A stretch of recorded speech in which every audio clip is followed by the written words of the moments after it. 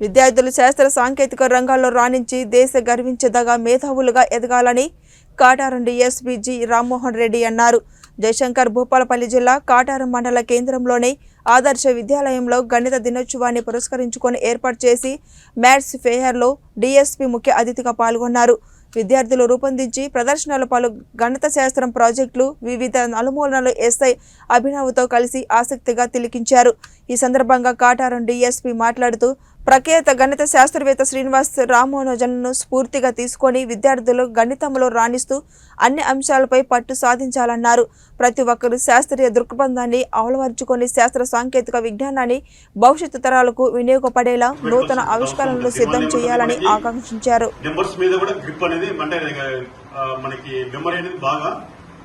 మంచిగా డెవలప్ అవుతుంటుంది. ముఖ్యంగా స్టూడెంట్స్ ఉన్నారు, మీరందరూ చిన్న ఏజ్ ఉంది. ఈ క్రమంలో మనకి ఏంటంటే మెమరీ అనేది బాగా ఉండాలంటే నెంబర్స్ మీద బాగా గ్రిప్ ఉండాలి, పట్టు ఉండాలంటే మనం కొంచెం మెమరీని కూడా డెవలప్ చేసుకునే క్రమంలో ఈ న్యూమరికల్స్ అనేది బాగా పనిచేస్తుంది.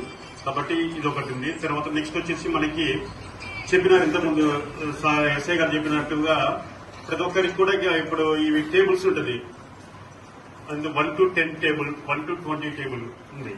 టేబుల్స్ లో కూడా అందరూ సిస్టమేటిక్ లైన్ ప్రకారం చెప్పినట్లయితేనే ఇది చెప్తున్నారు. నేను చాలా మంది చెక్ చేస్తే, కానీ అక్కడక్కడ అడిగితే వాళ్ళు చెప్పలేకపోతున్నారు. అంటే ఇది కూడా మనము ఈ నెక్స్ట్ జనరేషన్స్ లో ఇది కూడా మనకు ఒక డ్రాబ్యాక్ అనమాట.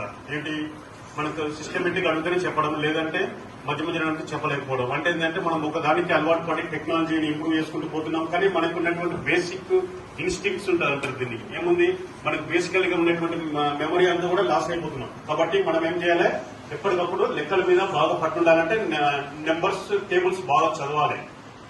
టేబుల్స్ మీద ప్రతి ఒక్కరికి కూడా బాగా గ్రిప్ ఉండాలి. అంటే ఏంటి, 1 నుంచి 20 నెంబర్ టేబుల్ వరకు బాగా చదువుకుంటూ ఉండాలి. ఏమిటి అంటే ఈ క్రమంలో మనం ఈ రోజు మ్యాథ్స్ డే కాబట్టి ఇవన్నీ చాలా డీటెయిల్ గా మనం మ్యాథ్స్ మీద కాన్సన్ట్రేట్ చేస్తున్నాము. అదేవిధంగా న్యూమెరికల్ యాప్టిట్యూడ్ టెస్ట్ అంటే మామూలుగా ఇప్పుడు ఉన్నటువంటి కాంపిటేటివ్ ఎగ్జామ్స్ లో కానీ, తర్వాత ముందు మీరు చదువుకునేటువంటి ఇంటర్మీడియట్, నెక్స్ట్ ఇంజనీరింగ్ లో కూడా న్యూమెరికల్ యాప్టిట్యూడ్ చాలా ఇంపార్టెంట్ ఉంటుంది. ఒకటే పద్ధతిలో చెప్తే అది బట్టి పటిష్టం అవుతుంది. మ్యాథ్స్ సబ్జెక్ట్ లో అట్లా సక్సెస్ గారు. మిగతా subjects science, social, Hindi, Telugu అంటే అది బట్టి పడితే వచ్చేస్తుంది. బట్ మ్యాథ్స్ అనేది ఆ విధంగా ఉండదు. చాలా ఐడియాలజీగా థింక్ చేయాల్సి ఉంటుంది. థింక్ చేస్తేనే మనం మ్యాథ్స్ లో సక్సెస్ కాగలుగుతాం. మనం ఎనీ 10th క్లాస్ ఎగ్జామ్ కానీ, 7th కానీ, ఎనీ ఎగ్జామ్ కానీ, మీరు ఏ దాంట్లో కూడా 100/100 మనం మార్క్స్ సాధించడం కొంచెం కష్టంగా ఉంటుంది. బట్ మ్యాథ్స్ లో మాత్రం 100% 100/100 స్కోర్ చేయడానికి చాలా అవకాశాలు ఉంటాయి. మీకు కూడా మార్క్స్ ఎక్కువ స్కోర్ చేయడానికి స్కోప్ ఉన్న సబ్జెక్టు.